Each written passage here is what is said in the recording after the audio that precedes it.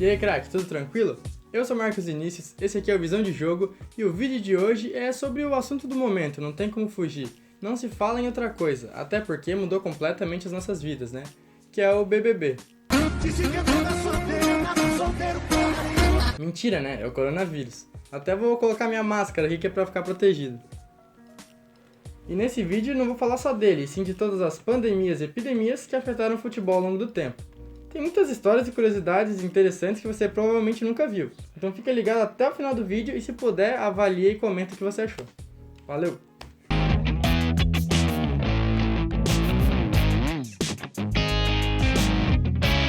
Eu vou começar pelos dias de hoje, falando da Covid-19. Que, como todo mundo sabe, é um vírus que causa infecção respiratória, que foi descoberto no final do ano passado na China. Ele se alastrou pelo mundo todo e virou uma grande pandemia, que fez com que tudo parasse, né? Inclusive, nesse momento, a gente está de quarentena. Ou pelo menos devia estar. E no futebol não é diferente, também está tudo parado. Campeonatos estaduais, nacionais, Libertadores, Champions League e inclusive a Copa América, a Eurocopa e as Olimpíadas que deveriam acontecer esse ano foram adiadas para 2021. E agora fica a expectativa dos campeonatos que já estavam em andamento, como que eles devem continuar, né? Já que foram perdidas muitas datas e esses campeonatos têm que ter uma conclusão de algum jeito. Por outro lado, tem vários jogadores e times que estão se envolvendo na luta contra o coronavírus, seja fazendo doações em dinheiro para ajudar as pessoas carentes e os hospitais, ou até mesmo no caso dos estádios, que estão cedendo espaço que não está sendo utilizado para a construção de postos de atendimento e hospitais. Esperamos que isso acabe o mais rápido possível, que a situação se normalize, e não só o futebol, mas como todo mundo volte a funcionar normalmente, né? Agora vamos voltar para 2015 e lembrar um pouco do Ebola, que foi um vírus que atingiu a África e que tinha uma alta taxa de mortalidade, o que se agrava ainda mais pensando que o continente não tinha muitas condições de lidar com a doença, né? Já no futebol, foram cancelados amistosos e também partidas das eliminatórias da Copa das Nações Africanas. Essa Copa é o principal torneio de seleções da África, que devia acontecer em Marrocos, só que Marrocos acabou desistindo devido ao alto número de casos infectados de Ebola em algumas regiões. Então, o campeonato foi disputado no país sede anterior, que era Guiné Equatorial. Detalhe que Guiné Equatorial não estava nem classificada para a Copa das Nações Africanas, eles ganharam essa vaga por se tornarem país sede. Apesar de tudo, o torneio foi disputado e o campeão foi a Costa do Marfim. Uma curiosidade é que a Costa do Marfim não ganhava nada desde 1992. E o povo marfinês contava uma lenda que esse jejum de títulos era porque um bruxo que não tinha sido pago fez um trabalho para o país não ganhar mais nada. Só que isso acabou em 2015, quando eles foram campeões da Copa das Nações. No ano de 2009, surgiu um vírus no México que se espalhou por vários países no mundo, que foi a gripe suína ou H1N1.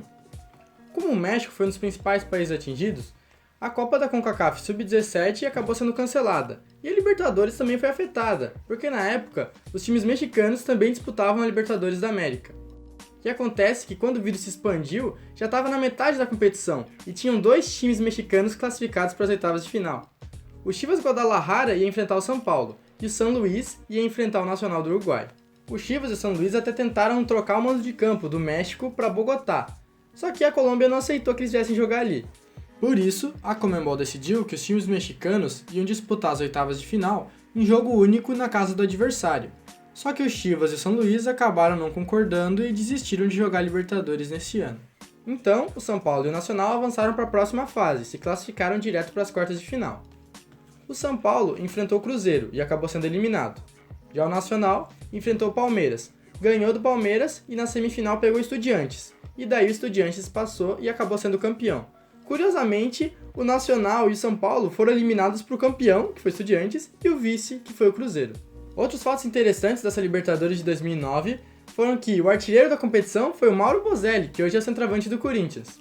Uma outra coisa curiosa e até lamentável que aconteceu nessa Libertadores foi que teve um jogo no Chile em que um jogador mexicano tossiu no adversário, como uma forma de provocação, como se ele fosse passar a gripe suína pro cara. Não sei até se ele realmente não quis infectar o adversário, se era só pra irritar ele, mas de qualquer jeito é uma coisa absurda, né? Na Libertadores de 2010, no ano seguinte, os Chivas e o São Luís se classificaram automaticamente para as oitavas de final, já que eles tinham perdido a vaga em 2009 por causa da gripe suína.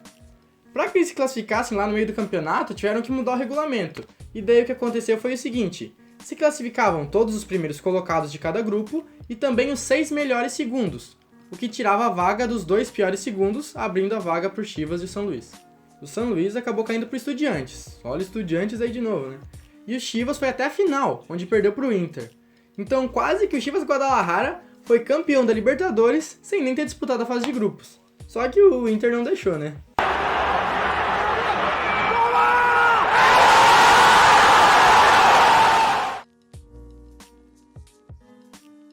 Em 2003, também na China, houve um surto de SARS, que é a Síndrome Respiratória Aguda Grave. Com isso, a sede da Copa do Mundo Feminina teve que ser alterada.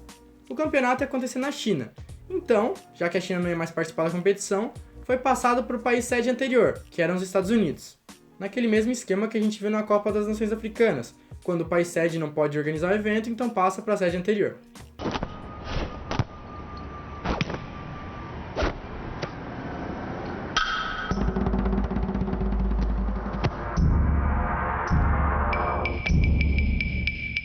A Copa do Mundo de 2003 também marcou a estreia em mundiais de duas das maiores craques da seleção brasileira, que são a Marta e a Cristiane, mas infelizmente a seleção ficou só com o 5º lugar.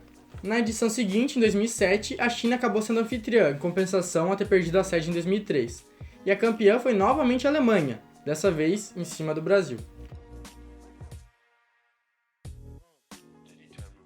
Agora, vamos fazer uma viagem no tempo e voltar para 1918, quando aconteceu uma das maiores pandemias da história, que foi a gripe espanhola, que matou 50 milhões de pessoas. E essa pandemia ocorreu em pleno fim da Primeira Guerra Mundial. Só que os países que estavam envolvidos no confronto quiseram minimizar a doença e não falavam muito sobre ela e nem sobre sua mortalidade. Então a Espanha, que era neutra, era quem noticiava tudo sobre a gripe. Eles acabavam falando mais sobre a gripe e então ficou conhecida como gripe espanhola. Só que ela não surgiu na Espanha. Existem algumas teorias sobre de onde pode ter vindo essa pandemia. Algumas falam que veio dos Estados Unidos, outras da China e outras até mesmo do Reino Unido. Agora falando de futebol, o principal afetado foi a América do Sul, já que a Europa estava toda parada por causa da Primeira Guerra. Então lá não mudou muito, o futebol só demorou ainda mais para voltar por causa da gripe, mas os campeonatos já estavam parados. O vírus se alastrou bastante aqui no Brasil depois da chegada do navio Demerara, que veio da Europa e trouxe vários infectados. A questão é que ninguém sabia que eles estavam com a doença e isso acabou se espalhando por aqui. Inclusive, o presidente do Brasil na época, Rodrigues Alves, acabou morrendo por causa da gripe espanhola. O nosso futebol ainda não tinha um campeonato nacional unificado, então nada de Copa do Brasil nem Campeonato Brasileiro. Os principais torneios eram os campeonatos estaduais, que ainda estavam começando a surgir naquela época. O Gauchão, por exemplo, ia ter sua primeira edição em 1918, só que por causa do avanço da gripe espanhola, a competição acabou sendo adiada para o ano seguinte. Ia acontecer normalmente com o título do Brasil de Pelotas, primeiro campeão gaúcho da história. O Campeonato Pernambucano também estava em andamento nessa época, e teve que ser paralisado por causa da gripe espanhola no dia 22 de setembro. Chegaram a discutir inclusive em acabar o campeonato ali mesmo e dar o título pro América, que era o atual líder da competição. Mas no fim das contas decidiram voltar com o campeonato no dia 8 de dezembro e continuar ele até o final. E o América foi campeão do mesmo jeito. O Paulistão parou no dia 6 de outubro e retornou só em 11 de dezembro. O fato curioso é que mudaram o regulamento do campeonato, e nessa retomada, no dia 11, só participaram aqueles times que tinham alguma chance de brigar pelo título. Assim eles eliminavam os jogos desnecessários. Então só participaram dessa reta final Palmeiras, Paulistano, Corinthians e São Bento, que eram os 4 primeiros colocados. O Paulistano, que era um time muito forte na época, conquistou seu tricampeonato paulista, e o Corinthians foi o vice-colocado. Já o Campeonato Carioca parou no dia 13 de outubro e retornou só em 8 de dezembro. O Fluminense, que já tinha pontuação para ser campeão na penúltima rodada, desistiu nem de jogar o último jogo e perdeu de WO mesmo assim, porque sabia que ia ser campeão. Já sou campeão, nem preciso jogar, foda-se aí. Então o campeão do Cariocão foi o Fluminense e o vice acabou sendo o Botafogo. Infelizmente, Arquibaldi Frente, que era jogador do Tricolor, acabou morrendo durante a competição, vítima da gripe espanhola. Agora, para fechar com chave de ouro, vamos falar do principal torneio afetado pela gripe espanhola, e talvez o principal desse vídeo, que foi o terceiro sul-americano de seleções. Esse campeonato foi o que deu origem à Copa América que a gente conhece hoje, e ele ia acontecer no Rio de Janeiro em 1918. Só que com o avanço da gripe espanhola aqui, se cogitou mudar ele para Montevidéu. Isso ia ser uma perda muito grande, porque essa ia ser a primeira competição internacional de futebol sediada aqui no nosso Brasil. Inclusive, para sediar o campeonato, foi construído o Estádio das Laranjeiras, e na época ele comportava 25 mil pessoas. Já hoje ele foi reduzido bastante, não cabe tudo isso não. mas a sede foi mantida e o Sul-Americano ocorreu aqui no Rio de Janeiro. A diferença foi que ao invés de 1918, que já era a data pré-estabelecida, ele foi adiado para 1919 e ocorreu em maio. O campeonato era um quadrangular de pontos corridos que contava com Brasil, Uruguai, Argentina e Chile. Era todos contra todos e o melhor colocado seria o campeão, ok? Só que Brasil e Uruguai ficaram empatados com 5 pontos, então decidiram fazer um jogo de desempate, que foi a verdadeira final do torneio. E esse jogo realmente entrou para a história. Todo mundo parou para assistir aquela partida. As Laranjeiras, que como eu disse cabiam 25 mil pessoas, tinham mais de 27 mil pessoas, além dos que estavam lá lado de fora tentando ouvir o que estava acontecendo. Então, a partida rolou. Foi um jogo muito equilibrado, com os dois times se cuidando muito para não levar um gol, porque todo mundo queria ser campeão. E acabou no tempo normal, 0 a 0. Então, vamos lá, né? Prorrogação. Só que na prorrogação, acabou também 0 a 0. E na época não existia o conceito de disputa de pênalti que a gente tem hoje. Acabou a prorrogação, faz o pênalti e já era. Não, eles tiveram a ideia de fazer o quê? Uma segunda prorrogação. Isso, teve 2 prorrogações. Eu não tô dizendo 2 tempos de prorrogação, não. Teve uma prorrogação com 2 tempos de 15 minutos e mais outra prorrogação com mais 2 tempos de 15 minutos. Isso quer dizer o quê? Os jogadores estavam mortos, eles já não conseguiam quase correr, ninguém aguentava mais, mas ninguém queria largar o osso, todo mundo queria ser campeão. Então que surge ele, Arthur Friedenreich, o primeiro grande ídolo da seleção brasileira. Ele que veio para quebrar paradigmas, afinal, ele era pardo no futebol que só praticamente jogavam brancos. E ele foi lá e marcou o gol da seleção brasileira que garantiu o título. Mas não qualquer título, sim, o primeiro título da história da seleção brasileira. Você sabia? O primeiro título do nosso país veio logo depois de uma pandemia que acabou adiando a competição. E o gol quem fez foi nosso maior ídolo na época, Arthur Friedenreich.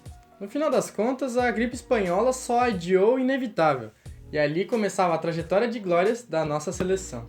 Então é isso, galera. Espero que você tenha gostado do vídeo. Eu sei que é chato, mas eu peço, por favor, se puder, deixa um like. Ou se não gostou também, dá um dislike, não tem problema. Mas avalia o vídeo, deixa um comentário do que você achou, o que pode melhorar, qual parte que você achou mais legal. E se puder, se inscreve no canal e ativa o sininho. Assim, sempre que eu postar um vídeo novo, você vai receber as notificações.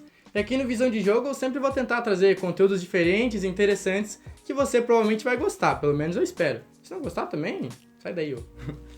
Então é isso, valeu, falou!